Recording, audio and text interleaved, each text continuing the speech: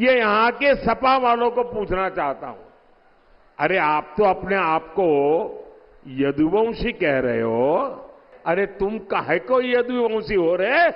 नमस्कार, आदाब, सत श्री अकाल, जय भीम, जोहार। मेरा नाम है नवीन कुमार। मोदी ने पहली बार अखिलेश यादव की जाति पर सवाल उठा दिया है। भाजपा के लोग पहले भी उन्हें भैंस चराने वाले के खानदान का बोल चुके हैं, लेकिन प्रधानमंत्री ने पहली बार उनकी जाति को लेकर इस तरह की बात की है। अरे तुम काहे को यदुवंशी हो रहे? तो क्या यह मोदी की बौखलाहट है, खीज है, हताशा है, या फिर रणनीति का हिस्सा है? जो भी हो, लेकिन उत्तर प्रदेश की लड़ाई अब बहुत दिलचस्प मोड़ पर पहुंच गई। 80 सीटें। अखिलेश यादव और मल्लिकार्जुन खड़गे की साझा प्रेस कॉन्फ्रेंस के बाद लखनऊ में अखिलेश यादव और अरविंद केजरीवाल की साझा प्रेस कॉन्फ्रेंस हुई है। इसमें दोनों नेताओं ने जमकर भाजपा पर हमला बोला।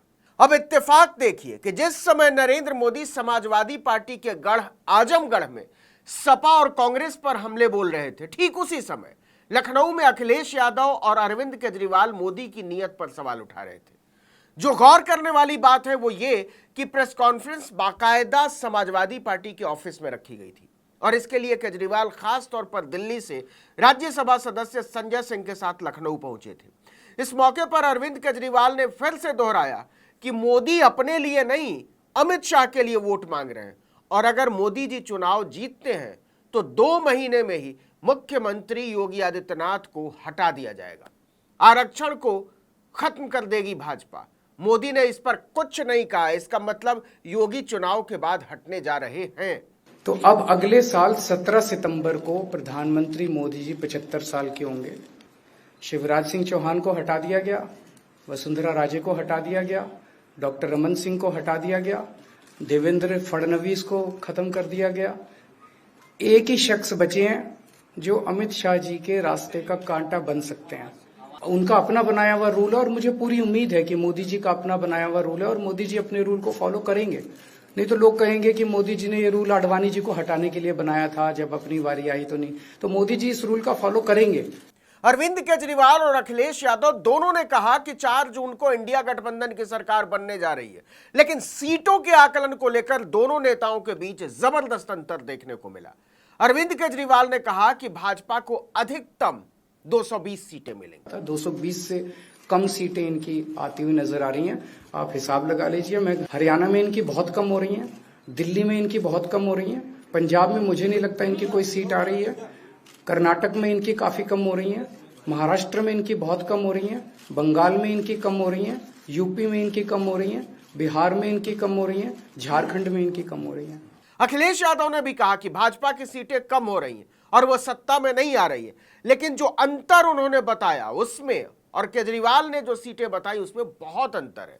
एक तरफ अरविंद केजरीवाल बहुत हिसाब लगाने के बाद कह रहे हैं कि भाजपा की लगभग 220 सीटें आएंगी, तो दूसरी तरफ अखिलेश यादव उन्हीं के बाजू में बैठकर बोल रहे हैं कि भाजपा 140 सीटों से ज्यादा नहीं जीत पाएगी। 4 चरणों में भारतीय जनता पार्टी चारों खाने चित हो चुकी है और उनके आंसुओं की नदी उफान में है। भारतीय जनता पार्टी जो 400 पार का नारा दे रहे थे, अब समझ में आया है 4 चरणों के बाद, लेकिन 400 पार नारा इसीलिए दे रहे हैं कि 543 में 400 के बाद वो सीटें देख रहे हैं, तो वो केवल 143 बन रही हैं। तो वो स्वयं स्वीकार कर रहे हैं कि 143 से ज्यादा वो सीटें जीतने वाले नहीं है और 140 करोड़ की जनता इस बार इन्हें 140 सीटों के लिए भी तरसा देगी। मतलब अरविंद केजरीवाल और अखिलेश यादव के आकलन में पूरे 80 सीटों का अंतर है। यह कैसे संभव है? या तो अखिलेश चुनाव को नहीं समझ पा रहे हैं और नहीं तो अरविंद केजरीवाल नहीं समझ पा रहे हैं। दोनों एक साथ सही नहीं हो सकते, क्योंकि 80 सीटों का अंतर कोई मामूली अंतर नहीं है। 220 सीटों का मतलब होता है बहुमत के करीब और 140 सीटों का मतलब होता है बहुमत के आसपास भी नहीं। लेकिन एक बात केजरीवाल और अखिलेश यादव ने बार बार कही और वो ये कि भाजपा को बहुत बुरी हार मिलने जा रही है। आप चौंक जाएंगे। यूपी, दिल्ली और पंजाब ये 99 सीट के खेल में ही उलझ जाएंगे। यहाँ कुछ इन्हें हासिल होने वाला नहीं है। रोटी कपड़ा और मकान की तो लड़ाई हम लोग लड़ेंगे, लेकिन रोटी कपड़ा और मकान से पहले हमें संविधान बचाना है और इस बार सबसे बड़ी हार भारतीय जनता पार्टी की होने वाली है। अभी तक तो हम ये कहते थे कि ब्रह्मांड का सबसे बड़ा झूठ बोल रही है, अब लग ये रहा है हारने के बाद ये ब्रह्मांड का झूठ का विद्यालय खोलेंगे। इस मौके पर स्वाति मालीवाल के साथ दिल्ली के मुख्यमंत्री निवास में हुई बदसलूकी को लेकर भी बहुत सारे सवाल उठे, पहले अखिलेश यादव से और फिर सीधे अरविंद केजरीवाल से, लेकिन दोनों ने ही इस सवाल को बार बार टाला।